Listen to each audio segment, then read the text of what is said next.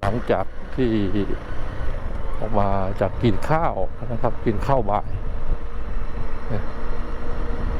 เส้นทางข้างหน้าเชียงขวางหรือพลสวัสดิ์นะ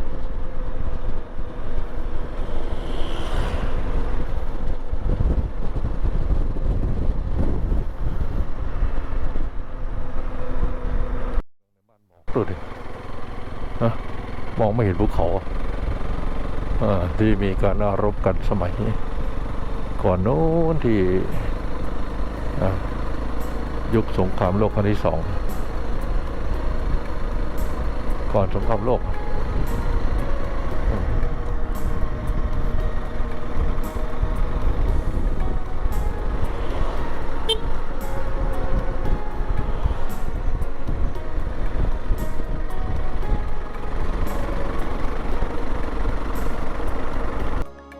โอ้เด็กน้อย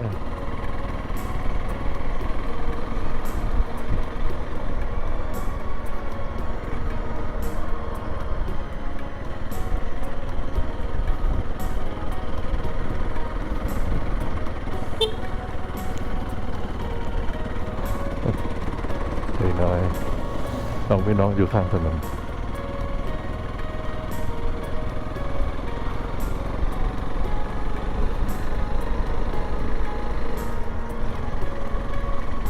มันเป็นเผ่ามงเลี้ยงหลาน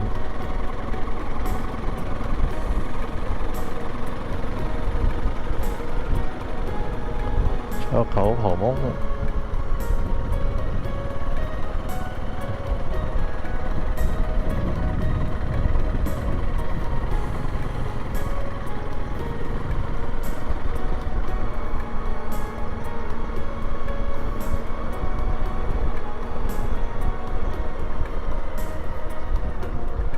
ถนนตรงนี้จำรุดเยอะนะหย่อนลงไปเลยนะ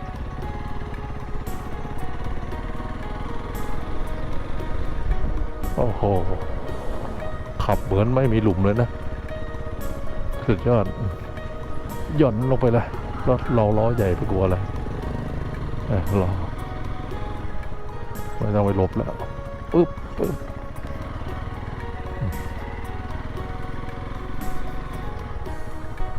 วงล้อมันกว้างแล้วปุ๊บ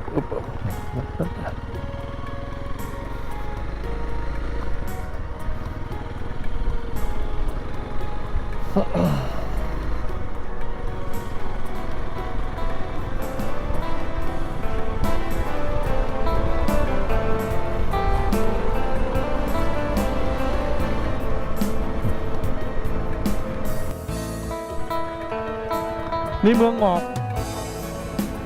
กพลสวรรค์ไปนู่นอันนี้พลสวรรค์ป่ะ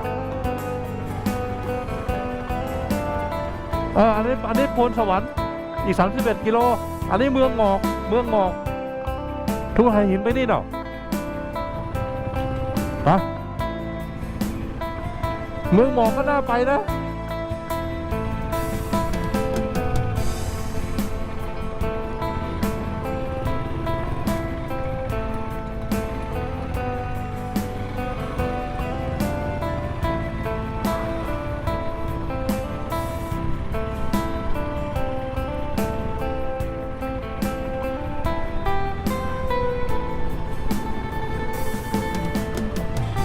วัดตรงนี้วัดอยู่ตรงกลางมาได้2 ทางมาจะมาอ้อมนี้ออกมานี้ก็ได้โอ้นี่หนาวหมอกเมืองหมอกอยู่นู่นโ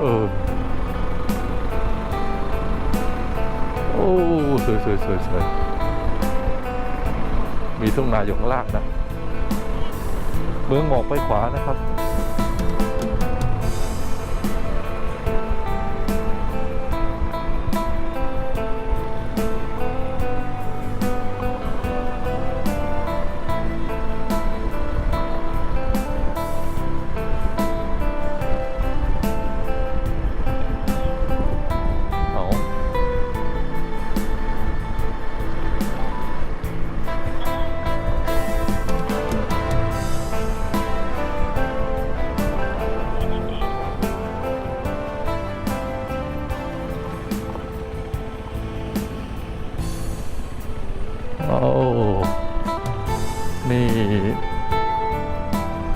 อยู่ใจกลาง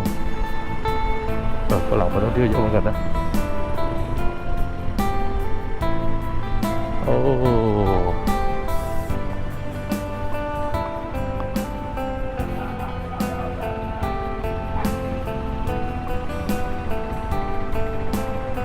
อันนี้คือเมืองคูน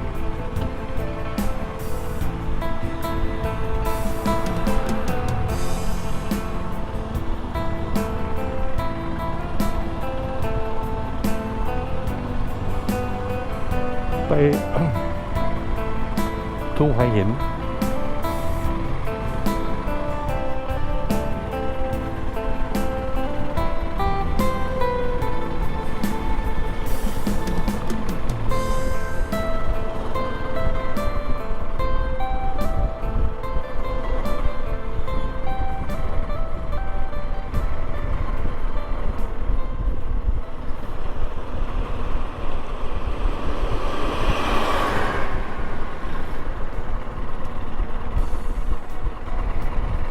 โอ้โหสวยอะ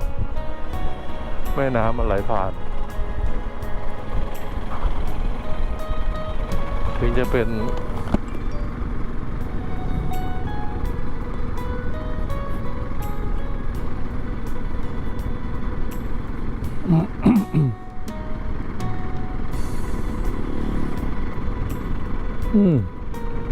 เมืองหมอกไปขวาเมื่อกี้หน้าไปนะเมืองหมอกอีก10 กิโลเดี๋ยวค่ำ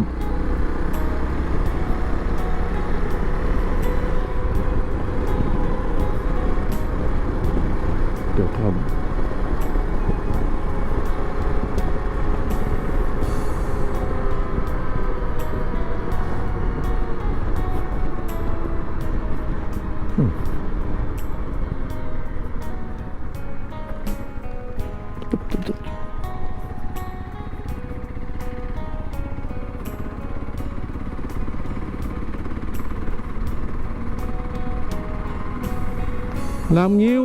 นี่น้ำงิ้วไหลดินบ่เวนเนี่ยน้ำงิ้วแม่น้ำงิ้วหรือน้ำริ้วเสาคำและเห็นสาวเนื้อเย็นลงลอยเราก็อ่านไม่ออกนะไม่นะสวัสดีค่ะเชียบาวโอ้ยเอาทั้งไม่มึกเข้าปากเด้อจะเอาอีกแล้ว อุ้ยระวังเทงตลาด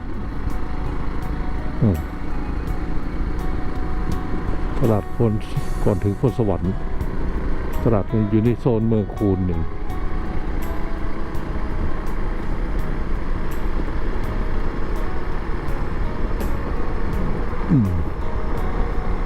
ขายลูกปลา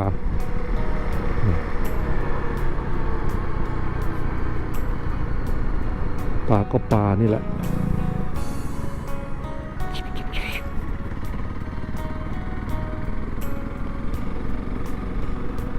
ข้าวเกรียบ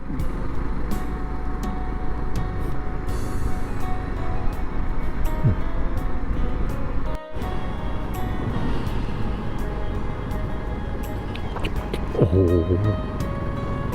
ต้องหลบมันเยอะ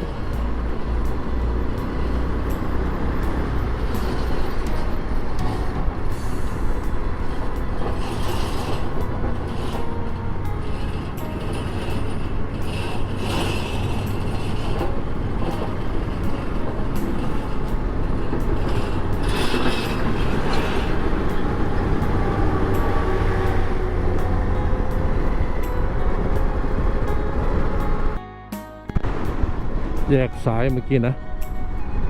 แยกซ้ายทุ่งให้เห็นอีก16 กิโล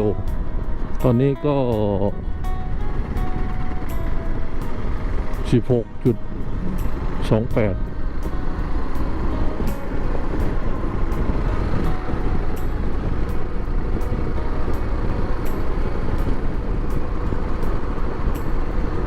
4 โมงไม่รู้ปิดกี่โมงแล้วเราก็ยังไม่รู้ไปไม่รู้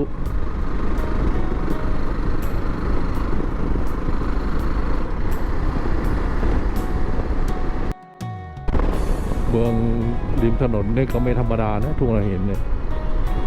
ดูดิร่ำรวยนะทุ่งเราเห็นก็มาค้าขายอืม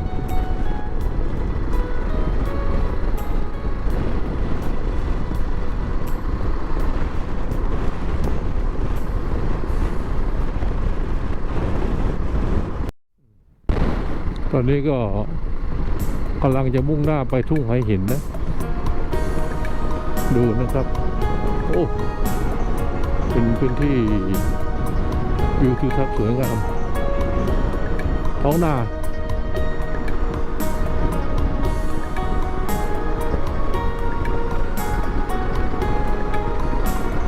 บ้านตาใต้อยู่ข้างหลังนะครับ อันนี้อ่านไม่ออก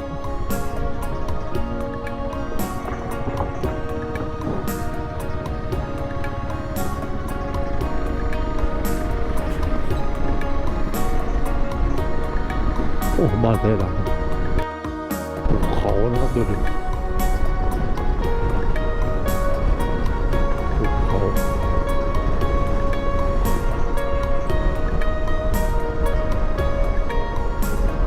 สุดยอด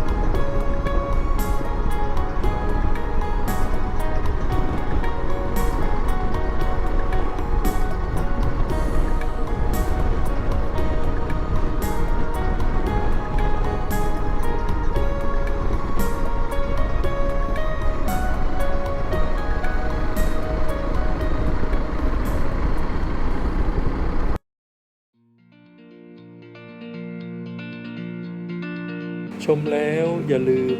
กดไลค์หรือกดยกนิ้วโป้งกดแชร์เพื่อแบ่งปันให้เพื่อนๆของท่านนะครับ และกด Subscribe หรือติดตาม พร้อมกับกดสั่นกระดิ่งเพื่อแจ้งให้ท่านทราบเมื่อวินดี้มีคลิปใหม่ขอบคุณมากครับ